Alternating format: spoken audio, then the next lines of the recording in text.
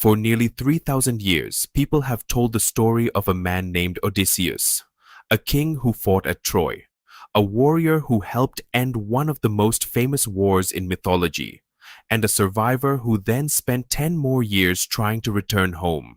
Along the way, according to the story, he faced a cyclops, witches, sea monsters, seductive immortals, and even the anger of Poseidon himself. It is one of the most influential stories ever written. But there is one problem. We don't actually know whether Odysseus existed, and yet, Troy did. Archaeologists have found it.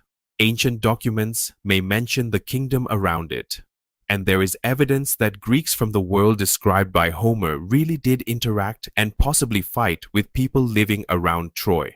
So somewhere beneath the gods, monsters, and impossible adventures, could there be a real story? A real war? Maybe even a real Odysseus? The first thing we need to understand is that the Odyssey was not written as a contemporary account. The poem is traditionally attributed to Homer and was composed in roughly the 8th century BCE. But the world it describes seems to belong to a much earlier period, the Late Bronze Age, around the 13th or 12th century BCE. That means several hundred years separated Homer from the events his poems supposedly describe.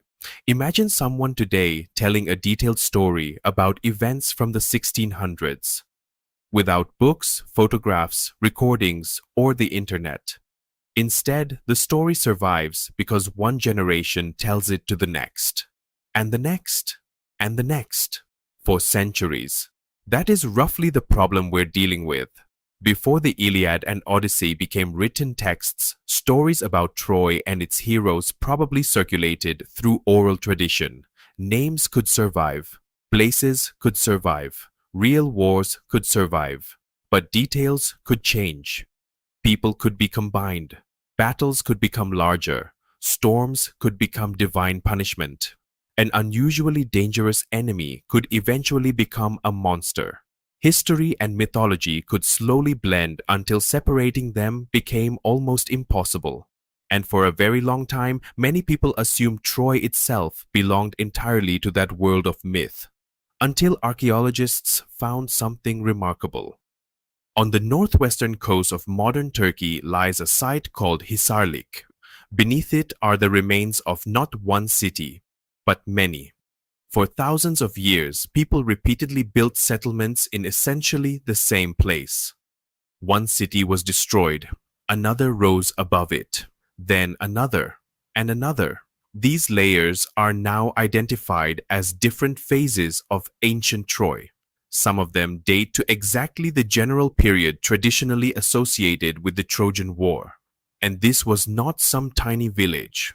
Bronze Age Troy possessed major fortifications, large stone walls, towers, and a strategically important position close to the entrance of the Dardanelles, a waterway connecting the Aegean to the Black Sea.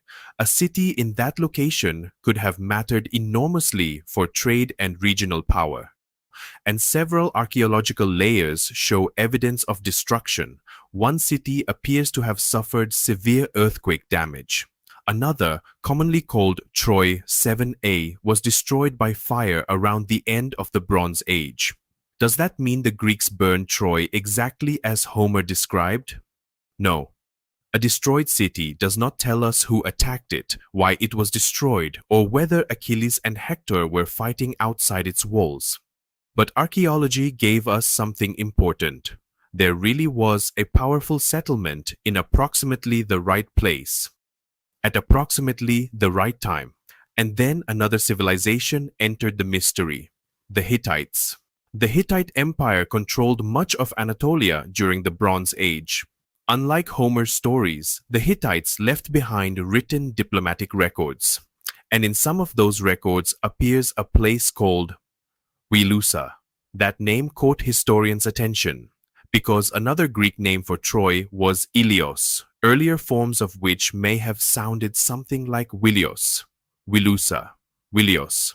The linguistic connection is strong enough that many historians identify Hittite Wilusa with Troy. And Hittite texts mention something else, a foreign power known as Ahhiyawa. Again, the name sounds suspiciously familiar. Homer refers to the Greeks as the Achaeans. Many scholars therefore associate Ahhiyawa with the Mycenaean Greek world. So now we have ancient documents describing political tensions involving a kingdom that may be Troy, and another power that may represent Mycenaean Greeks. This does not prove Homer's Trojan War. But suddenly, the basic background doesn't sound impossible at all. Bronze Age Greek powers really existed. Troy really existed. And political conflict between the two regions is historically plausible. Which brings us to the obvious question. If Troy may contain a historical core, what about the people? Agamemnon, Achilles, Hector, Helen, and, of course, Odysseus. Here, the evidence becomes frustratingly quiet. We have no contemporary Bronze Age document that clearly says, Odysseus, king of Ithaca, fought at Troy. We have no tomb that can confidently be identified as his, no inscription, no royal archive, no independent historical biography, nothing that allows historians to say, this was the man behind the legend. Odysseus, as we know him, therefore remains a legendary figure. But that doesn't necessarily mean somebody simply invented him from nothing. Ancient oral traditions can preserve memories of real people for surprisingly long periods. The problem is that those memories change. One historical ruler could become the foundation for a legendary hero, so several different warriors could merge into one character. A local king remembered for intelligence or unusual travels could acquire stories originally told about completely different people. After several centuries, the person at the center may become impossible to recover. And Odysseus is particularly interesting because he isn't remembered primarily as the strongest warrior. Achilles is nearly unstoppable in battle. Ajax is enormous and powerful. But Odysseus wins through intelligence, deception, planning, persuasion. He is the man who survives by thinking. And according to later Greek tradition, his greatest trick helped destroy Troy itself, the Trojan Horse. You already know the story. After years of failing to conquer Troy, the Greeks construct an enormous wooden horse. Then they apparently sail away. The Trojans find the horse outside their city. Believing the Greeks have finally left, they bring it through their own defenses. But Greek warriors are hidden inside. That night, the soldiers emerge. The Greek army returns. The gates are opened from within, and Troy falls. It is such a perfect story that thousands of years later, we still use it as a metaphor. A computer Trojan works on the same principle. You willingly allow something inside your defenses because it appears harmless or useful. But hidden inside is something dangerous. The ancient Trojan horse became a modern cybersecurity term. But was there actually a giant wooden horse? We have no evidence, no remains, no contemporary account, and scholars have proposed numerous alternative explanations. Perhaps the horse was symbolic. Perhaps later storytellers transformed some kind of siege device into a wooden animal. Some have connected the horse with Poseidon, who was associated not only with the sea but also with earthquakes, suggesting the story could preserve some distorted memory of a natural disaster. Others have suggested the horse may somehow have originated from naval imagery, but none of these explanations has been proven. The simplest historical answer is, we don't know.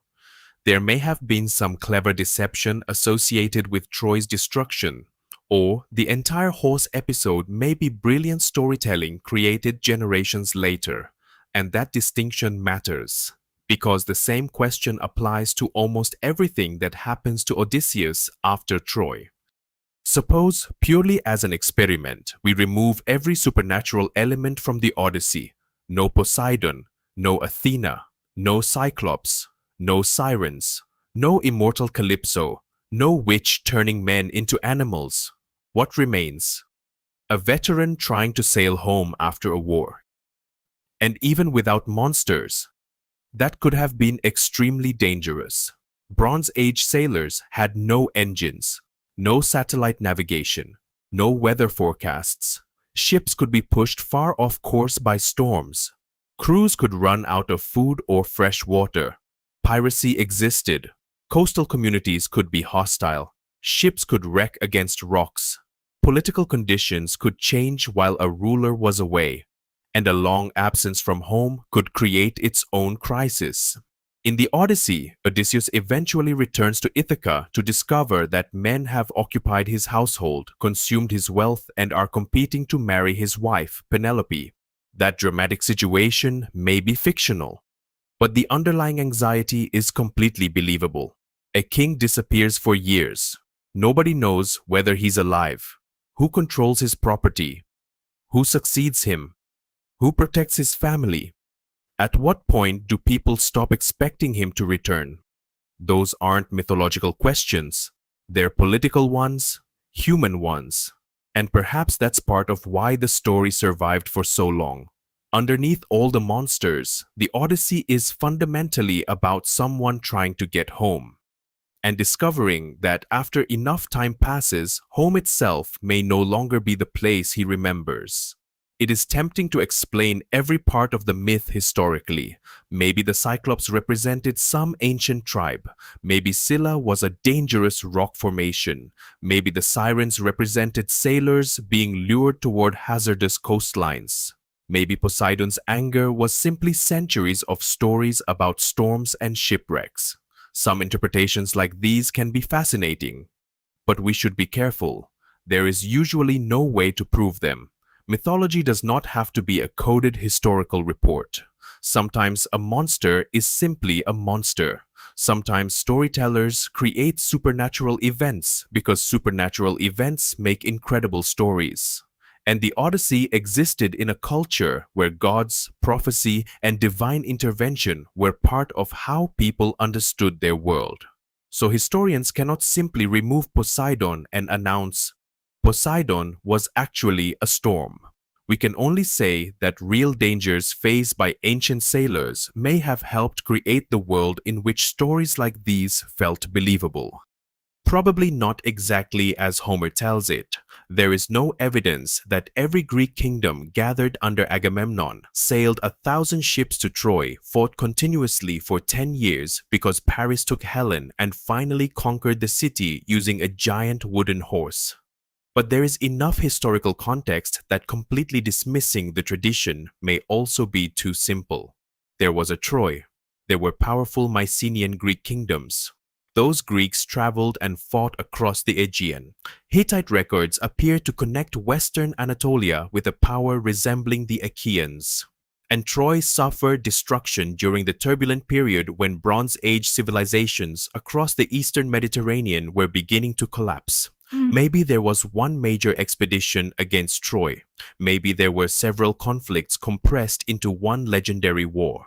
Maybe generations remembered the destruction of a city without remembering exactly why it happened.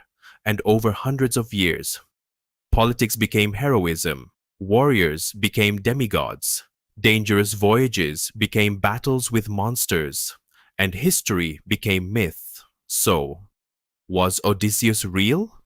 We cannot say yes. There is currently no evidence strong enough to treat him as a confirmed historical individual. But we also cannot travel 3,000 years into the past and watch the story being created. Perhaps there once was a king whose name survived. Perhaps there was a sailor who returned from a distant war after years away. Perhaps several forgotten people slowly became one man. Or perhaps Odysseus existed only in stories from the beginning. We may never know. But Troy changes the way we look at the question, because beneath one of humanity's greatest legends, we found a real city. Its walls existed, its people existed, and at some point during the final centuries of the Bronze Age, something happened there. A city was damaged, wars were fought across the region, civilizations collapsed, people survived, and they remembered. For generation after generation, those memories were retold. Names changed, events grew, gods entered the story, monsters appeared in the sea, until eventually, a ruined Bronze Age world became the world of Homer. And more than 3,000 years later, we are still telling its story. The question isn't whether every part of the Odyssey really happened. It's how much reality may still be hiding inside the myth.